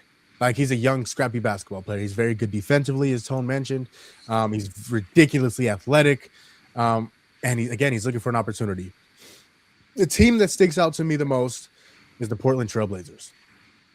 And when you look at the Portland Trailblazers and how he could fit there, when you look at the Shaden Sharps and the Scoot Hendersons and the Denny Avdias of the world, those guys, that's a young team that's building. They made a run last year towards the play-in. They didn't get there, but they made a very, very close run. Jonathan Kaminga could be that guy to help them get over that hump and even over a few more humps in terms of getting into the West and competing in the West. Now, you're not going to compete with the Oklahoma Cities of the world and the Nuggets of the world and the Rockets. No, of course you're not going to compete with those guys. But you have some sort of direction. You have some sort of future with Jonathan Kaminga and Shaden Sharp and Scoot Henderson and Denny Avdia and all these guys that could help you out. In the Warriors case, you trade Jonathan Kaminga and you bring back a guy like Jeremy Grant, a guy that's played in some of those big games, a guy that's played at a high level. Again, he's not a guy that's going to need the ball all the time. He's a guy that can go get you a bucket when you need one. He's a guy that's been there, done that. And he's a guy that could be a piece off the bench that you can bring in when Jimmy gets tired or, God forbid, Jimmy gets hurt, because he has gotten hurt in the most meaningful moments, and bring a guy like that in and he can really show up and show out for that team. So I think that could work either way. So Jonathan Kaminga, I just think, needs a new change of scenery regardless. All right. It's about that time, fellas. NFL divisional round is this weekend. It is time to make our picks. There are 4 games. There are 2 games on Saturday, 2 games on Sunday. Let's start with the games on Saturday. Okay, Saturday are 2. Again, I don't really think there's any bad games. I think these are all going to be competitive. So I'm looking forward to them. And I'm looking forward to you guys' answers this year for these games. Now, first game of the weekend in Denver, the Mile High State. The Denver Broncos, the number 1 seed. Denver Broncos are hosting Josh Allen, the reigning MVP, and the Buffalo Bills. D'Lo, when you look at this game, I think anything could happen. You have Josh Allen, the best player left in the playoffs, and then you have the Denver Broncos, the best team in the AFC so far this year. Who you got? Well, last week I said the winner of Bills Jags would go on to win the conference for me. And so I thought it could go either way with both of those teams. And I picked the Jags last week, and obviously the Bills ended up winning. Mm, With that said, I'm going to take the Bills. And the main reason is that I'm not a believer in Bo Nix. Not. I don't think that he can go out and win you a meaningful playoff game. And it's happened all year. They start so slow. The offense does. They're kind of like Chicago in a way, where they just don't do anything until the fourth quarter happens. And come playoff football, where Josh Allen is going to be Superman and he's going to go out and will his team to touchdowns, you can't have those slow starts. And that's why I haven't been a fan of the Broncos all year. I think the main reason that they are as good as they are is because the defense is really, really good over there. And for that particular reason, I also don't think that the Broncos are going to slow down Josh Allen enough for Bo Nix to get over that hump. So I'm taking the Bills. Tone, number 1 seed Denver Broncos, hosting the Buffalo Bills. Josh Allen, the reigning MVP. The Broncos are 1.5 point favorites in this game. Who does Triple OG, the generalizer, have? This is a tough one. I think I'm going to go with the Denver Broncos. I'm going to go with the defense. Josh has been or is the best player in the playoffs, but I don't feel like he's played his best football. He's played good, but he hasn't played his best.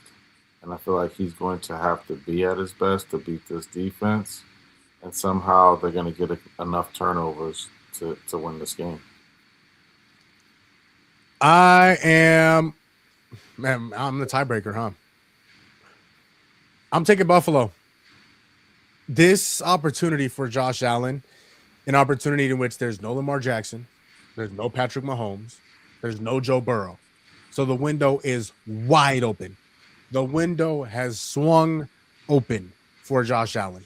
And I just don't think he squanders that opportunity. I think Josh Allen goes into Denver and says, picks up his backpack. He said, James Cook, you get in here. Brandon Cooks, you get in here. Defense, you get in here. I'll bring us to victory. And I think that's what he does this weekend. Josh Allen is too good. Again, I believe he's the best player remaining in this playoffs, and I think he's going to show every reason why that is the case tomorrow, that is. And so that game is at 2:30, so very much looking forward to that game. The following game at 6 o'clock, let's go to the NFC. 6 o'clock tomorrow, Pacific Standard Time, is the 49ers at the Seahawks. Sam Darnold has come up with a oblique injury. Recently, he has been on the injury report. He has said that he's going to play. The Seahawks are also 7-point favorites.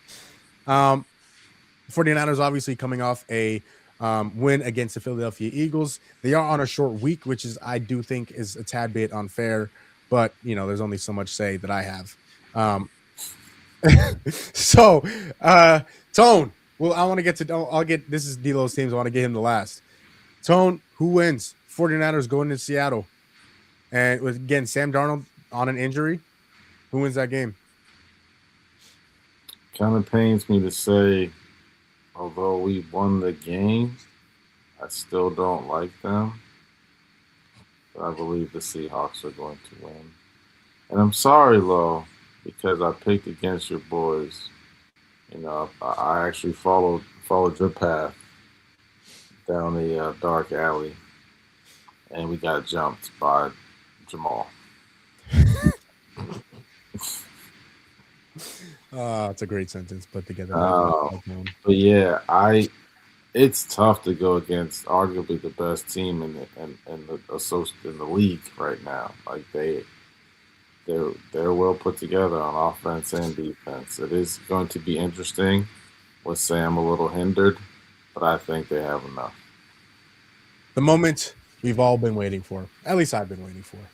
David Largo, your Niners going into Seattle, going into Lumen Field, taking on the number 1 seed Seattle Seahawks. Do you guys keep it rolling? Yeah, we do. Ooh, Yeah, take the we- guess we from do. last week, and now he's on the train. Yeah, we do. Back on the wagon. And listen, I'm going to explain this because I think that the Eagles are similarly built to how the Seahawks are. And the reason I picked against the Niners last week is because they had a quarterback who is a Super Bowl MVP. I've seen him do it in the playoffs. Thought he was going to do it in the playoffs. That they were going to put it together in the playoffs, and then they didn't. Is part of that on Jalen Hurts? Yes. Is part of that on AJ Brown for dropping a lot of, catches that would have ended the game in our season? Yes. I thought Jalen Hurts was going to do it, and especially on that last drive, they were marching. They were. I don't believe Sam Darnold has that in him. In playoff time, we saw it in Minnesota. We saw it, Yeah, we did. and now he's got the oblique. The other thing is that Brock Purdy is 4-0 in Seattle. He has not lost in Seattle. I'm taking the Niners. I'm doing it. I'm picking the underdog. I don't think David Largo and I have agreed this much in such short span of time ever in our entire friendship. D'Lo, I am taking your Niners. The biggest reason why, is your head coach, Kyle Shanahan. Kyle Shanahan does not and will not lose to a team twice in 3 weeks. He is too smart. He is too much of a genius to go and lose to Seattle. Now, I think Sam Darnold will play better than he did last year, especially in the playoffs. I think he's learned, and I think he's gotten that experience. I do think he will play a lot better in these playoffs. Now, who knows what the status of his injury is, how bad it is, how severe it is. So I think we're going to find that out closer to game time tomorrow. But Kyle Shanahan is a genius. And the work that he's been able to do with the San Francisco 49ers team, honestly, he might be the coach of the year. I mean, you look at the Mike McDonalds of the world, you look at the Ben Johnsons of the world, they had their guys for a majority of the season. Kyle Shanahan has lost almost everybody at one point in time. And he's still been able to get to the divisional round of the NFL playoffs. And I believe he'll get to the conference championship round of the NFL playoffs. So I think the Niners keep it rolling tomorrow. I think Kyle Shanahan is back at it. I think his genius shows again. And I think they go into Seattle, they go into Lumen Field, and they take down the number 1 seed Seahawks. I'm all for that. I think I might just gift wrap you, Robert Saleh, for saying that. Oh boy. I'm just saying. See, hey, D'Lo, don't make me promises you can't keep. I'm just saying. Hey, because don't get me excited. Don't get my hopes up. Yeah, I might get Robert Saleh on the phone if we win this game. Say, hey, Robert, you got to go to Arizona now. Maul picked us, and then we won. You know what I mean? That would be very helpful, David Largo. That'd be very nice, actually. Or we win the Super Bowl, of course. Yeah. Oh, well, I don't know if you get that far, but I do think you'll win this week. Okay, well, man, never mind. Take it back. Yeah. Let's get to the other NFC game. In the first game, let's get to the AFC game. The AFC game and the first game on Sunday. The Houston Texans, the best defense in football, going into New England, going into Foxborough. Another big game, another big playoff game in Foxborough. Except this time it's not Tom Brady at the helm. It is Drake May. D'Lo, again, since this is Tone's team, I'll get to him last. D'Lo, Houston, this menacing defense goes into the Patriots to take on this second-year quarterback, Drake May, who's had a phenomenal year. Who wins? I Hmm. I think I'm. I think I'm on the Texans bandwagon. I think I am. DJ Stroud has to have a competent game for them to win. I will say that first and foremost, even though I am picking the Texans. DJ Stroud cannot have any issues this game if they want to win because the defense in New England is that good. With that said, Drake May struggled against the Chargers, and he did. He did not look like regular season Drake May. Granted, it was his first ever playoff game. I think some of that can be attributed to jitters now that he's got that out of the way. I think he'll look more like the regular season Drake May that we saw.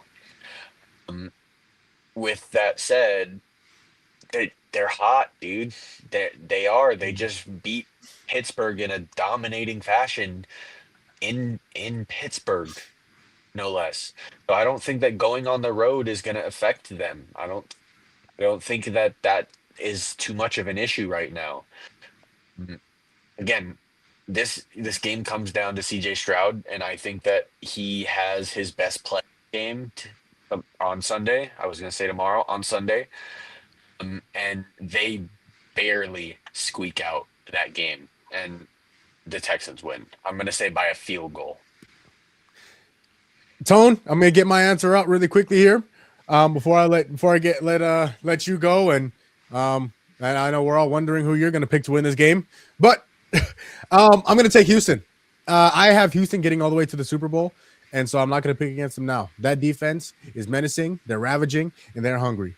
When you talk about Will Anderson and how dominant he's been, and Daniel Hunter is not human. You ever seen that guy? He is, if you see him when you're walking down a dark alley, Run. Oh, there's no running. What do you want? What would you like from me in order for you not to hurt me? That is the next thing that I'm doing. That is a massive human being. And that defense is absolutely ravaging. Again, the back end is really good. Jalen Petrie is a football player. Derek Stingley Jr., again, one of the best corners in the league. And CJ Stroud, to your point, D'Lo, needs to have a decent game. He doesn't need to be great, doesn't need to throw for 350, 4 tubs, but he cannot turn the ball over, and he has to take his team down the field, and he has to protect the ball. Again, I cannot emphasize that enough. He cannot give Drake May more chances than he should have. And I think if CJ Stroud does that, and the defense has been what they've been all the whole year, they will come away with the W. Tone. I will say Gonzo cleared concussion protocol, so that makes it that much harder for CJ Stroud. He has to protect the ball and not cause a turnover. No Nico Collins either. Nico Collins will be out on Sunday. So, Tone, I know everybody's waiting. Texans, Patriots, who do you have? Hometown, baby. Hometown. I think that our defense is going to be well prepared. I think like Lo said, those jitters, Drake got rid of those. He'll perform better this game.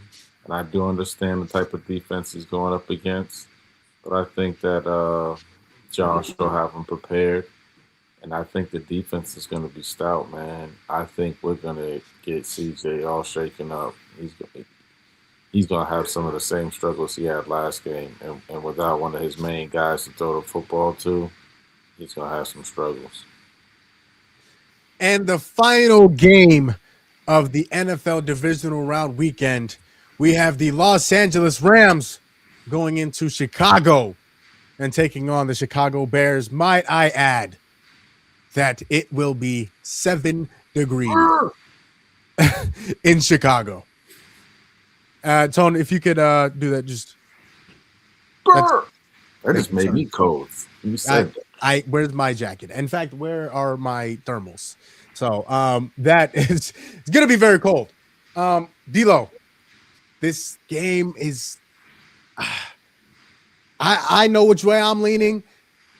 And Matthew Stafford is going to wear a scuba outfit. So I think that is going to kind of not narrows down, but that kind of explains what it's like playing in Soldier Field in January in a big-time playoff game. Bears, Rams, Soldier Field in Chicago. D-Lo, who you got? Got the Bears. And there's a few reasons. One, again, they are in Soldier Field and it is 7 degrees and it will probably be snowing.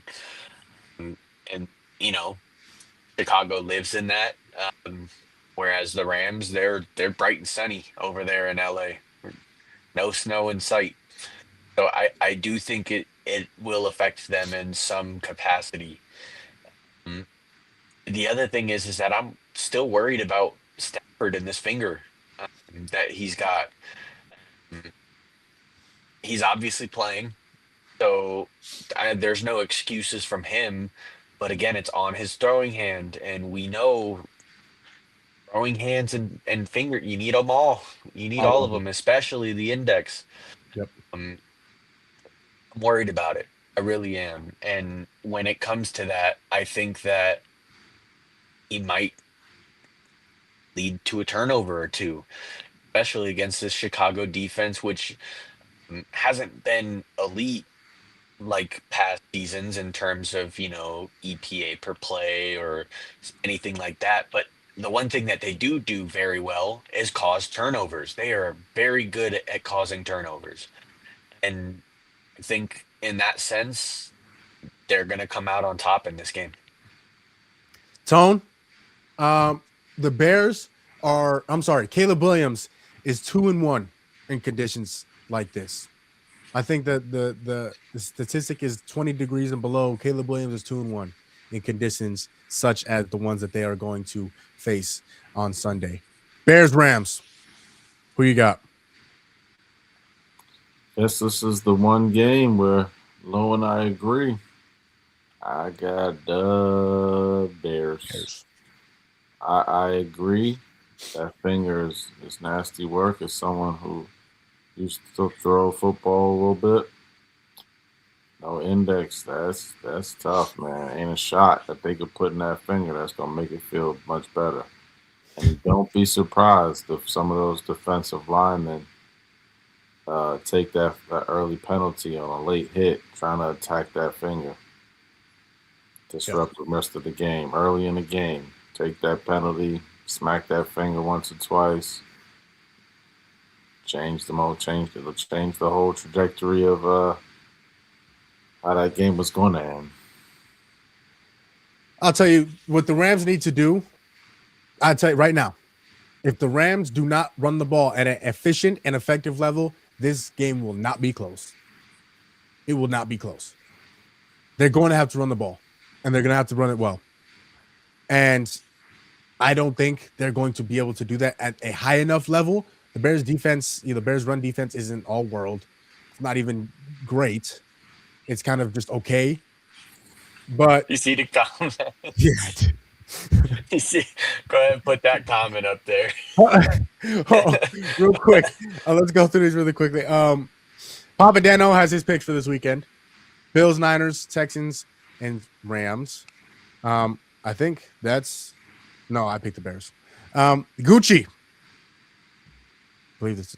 Gucci is. They live in it, but they ain't played in it. They played in it a couple times. Now Gucci is a Rams fan. Okay, Gucci is a Rams fan. So, you know who else he's a fan of? Who's that? Who, the Lakers? Mm-mm. Who? Go a little east and go south. We got another fan of. He shares fanhood with your brother next to you.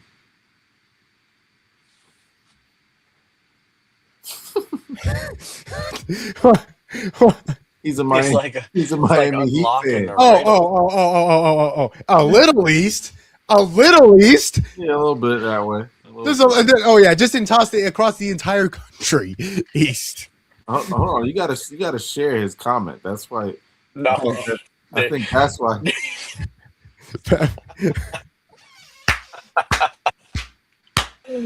Nah.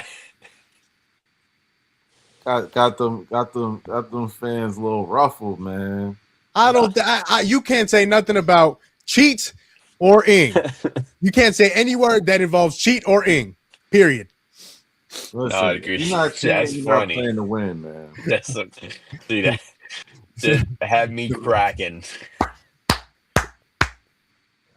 But I'm gonna say more of what Gucci doesn't like. I'm gonna take the Bears. I'm gonna take the Bears. I think they're hot right now. Caleb Williams is on a heater. Now, he didn't start off the game very, very well in Green Bay, but he certainly ended it very well. Made a throw that I think 2 guys in the NFL can make, maybe 3. So it'll be interesting to see how Caleb Williams performs again, especially in these temperatures. I think it'll be more even interesting to see how Matthew Stafford performs in this temperature. So I got the Bears, and again, that finger for Matthew Stafford is going to hurt him. And again, it's not like it feels better when it's cold. It just hurts worse when it's touched in the cold. So Bears are going to take home the dub. So real quick, I have the Bears, the Broncos, the Niners, and the Texans. D'Lo. Broncos. I'm sorry, I don't have the Broncos. I have the Bills. I'm sorry. Did I say the Broncos? Yeah, you did. Oh, It's okay. It's all right. Oh, We're going on 2 hours. It's fine. So real quick, okay, let's try that again. I have the Bills, the Niners, the Bears, and the Texans. D'Lo has The same. The same, really. D'Lo, you and I. Great minds Bills, think alike. Niners, Texans, and Bears. And Papa Dano, y'all all got the same. Yep. Papa Dano. Great. Listen, great minds have thought alike today. Except today. And Tone, well, one day you'll have your moment. So Yeah, I've already had my moments, bro. The only game he didn't pick was the Bears. I think that's the only game he picked with us. Good. Niners without Kittle, but you picked the Bears to beat it. Oh yeah. The Niners have Kyle Shanahan.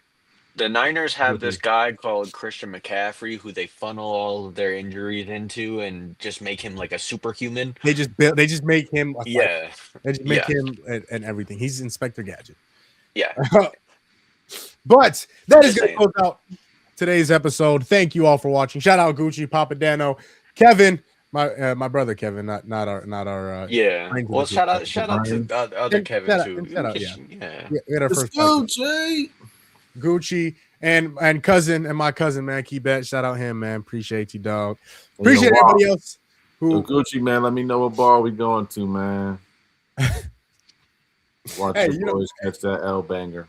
Oh yeah, hey, y'all go out. Let me know. I'll sign. D-Lo, you sign too, or? I got homework. Oh yeah, well I guess. Bring your homework. Yeah, you at the bar. The bar?